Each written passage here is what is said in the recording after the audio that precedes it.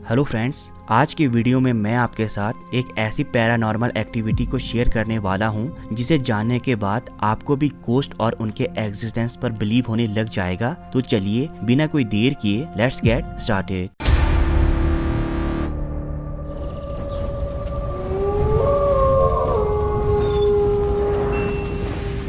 दोस्तों, आज मैं जिस पैरानॉर्मल एक्टिविटी के बारे में आप सभी को बताने वाला हूं वो घटित हुई स्पेन बेलमेज की निवासी मारिया गोमेज परेरा के घर में, जो अगस्त 1971 की शाम अपने किचन में काम कर रही थी। जिस शाम मारिया गोमेज ने इन चेहरों को अपने घर में नोटिस किया, उस शाम उन्होंने ये सोचा भी नहीं होगा कि वो one of the most fascinating and best documented cases of paranormal phenomenon की सेंटर बन जाएगी। दरअसल हुआ यूं कि जब एक शाम मारिया अपने किचन में काम कर रही थी तो अचानक उनकी नजर अपने फर्श में उभर रहे धब्बों पर पड़ी। शुरू में तो ये सिर्फ धब्बे थे, पर समय बीतने के साथ ये सभी धब्बे चेहरे में बदल गए, जिसे देखकर मारिया डर से कांप गई। मारिया ने इस चेहरे को मिटाने की भी कोशिश की, पर उसके सारे एफर्ट्स फेल हो गए। अपने इन फेल्ड अटेम्प्ट्स के बाद उसने अपने पति जुआन और बेटे मिगुएल की मदद ली। जुआन ने मारिया को इस चेहरे को हटाने के लिए क्लीनिंग से अच्छा उपाय बताया, और वो था पूरे फ्लोर को दोबारा से सीमेंटेड करना। करीब एक सप्ताह तक तो सारी सिचुएशन नॉर्मल बनी रही, पर उसके बाद एक बार फिर से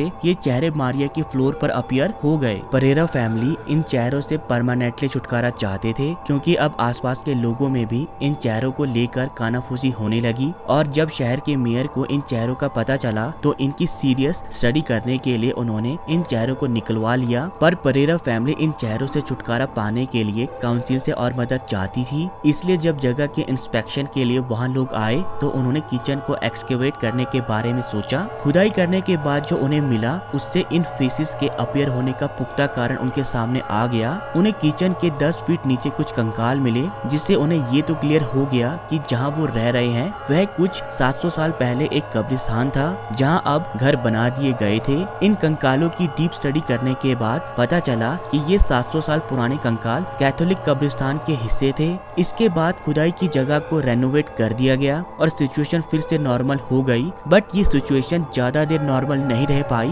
अभी तो इस रियल लाइफ इंसिडेंट का रियल ट्विस्ट आना बाकी था। इस बार एक दो चेहरों की जगह बहुत से नए चेहरे फ्लोर पर अपीयर होने लगे, जो अलग अलग एक्सप्रेशन के साथ दिखने लगे। इन चेहरों में ज्यादातर औरतों और बच्चों के चेहरे शामिल थे, जिन्हें अब हटाना उनके बस से बाहर हो गया। जल्दी ही ये खबर आग की तरह पूरे एरिया यहाँ तक कि जर्मनी तक फैल गई, जिसे जर्मनी के जाने माने paranormal activity investigator doctor Hans Bender ने भी नोटिस किया। परेरा फैमिली के लिए सिर्फ ये चेहरे ही नहीं बल्कि एक और समस्या खड़ी हो गई थी, और वो थी बढ़ती हुई पब्लिक अटेंशन, जिसके कारण आसपास के एरिया से students, researchers, priest, police officers, journalist और स्केप्टिक्स सभी इन अनएक्सप्लेन्ड फिनोमिनन को समझने के लिए परेरा फैमिली के घर के बाहर लंबी लंबी कतारों में खड़े होने लग गए, जिससे परेरा फैमिली की प्राइवेसी तो पूरी तरह से खत्म हो गई। समस्या को दिन पर दिन बढ़ता देख इन्वेस्टिगेटर्स की टीम एक बार फिर से परेरा फैमिली के घर पहुंची, जहां उन्होंने कंक्रीट के सैंपल्स को लेकर आईसीबी को भेज दिया। आईसीबी की रिपोर्ट में ये खुलासा हुआ कि इन चेहरों के बनाने में किसी भी तरह के पिगमेंट, डाई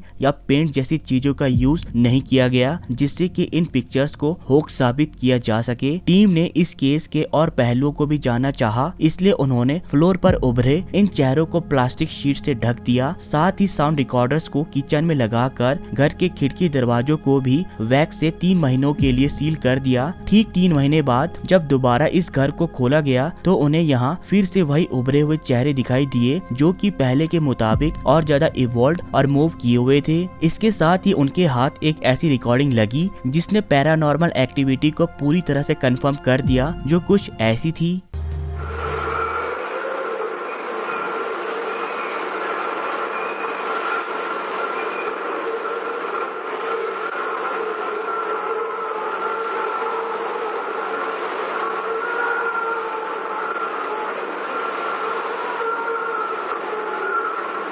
अब सवाल ये था कि घर में किसी के भी ना होने के बावजूद रिकॉर्डिंग में ये स्ट्रेंज वॉइसेस आई कहां से और ये आवाजें है किसकी। इन्वेस्टिगेटर्स को अब समझ में नहीं आ रहा था कि वो इन चेहरों के लिए और इस रिकॉर्डिंग के लिए क्या जवाब दे, इसलिए उन्होंने थॉटोग्राफी के प्रोसेस को कंसीडर किया। थॉटोग्राफी एक ऐसा प्रोसेस है जिसमें एक पर्सन अपनी माइंड एबिलिटी से या फिर एक्सीडेंटली अपनी साइकिक पोटेंशियल से किसी भी सरफेस पर इमेज उतार सकता है। और अगर सच में ये चेहरे थॉटोग्राफी का रिजल्ट थे तो इन चेहरों के लिए प्राइम सस्पेक्ट मारिया परेरा होती, क्योंकि मारिया एक साइकिक थी जिसने सबसे पहले इन चेहरों को फ्लोर पर नोटिस किया था। साथ ही फ्लोर पर उभरे इन चेहरों के एक्सप्रेशन मारिया के चेहरे के एक्सप्रेशन से काफी मिलते जुलते थे। अजीब बात ये भी थी कि ये चेहरे सिर्फ तभी उभरते थे जब मारिया इनके आसपास होती थी, अदरवाइज ये एक्टिविटी पूरी तरह से रुक जाती थी। लेकिन जब 3 फरवरी 2004 को मारिया के मरने के बाद ये चेहरे दोबारा अपीयर होने लगे तो सभी लोगों और इन्वेस्टिगेटर्स ने इस पैरानॉर्मल एक्टिविटी को डर के कारण इसी हाल में छोड़ना ठीक समझा, वरना अगर वो इनके साथ और छेड़छाड़ करते तो ना जाने इसका क्या रिजल्ट निकलता।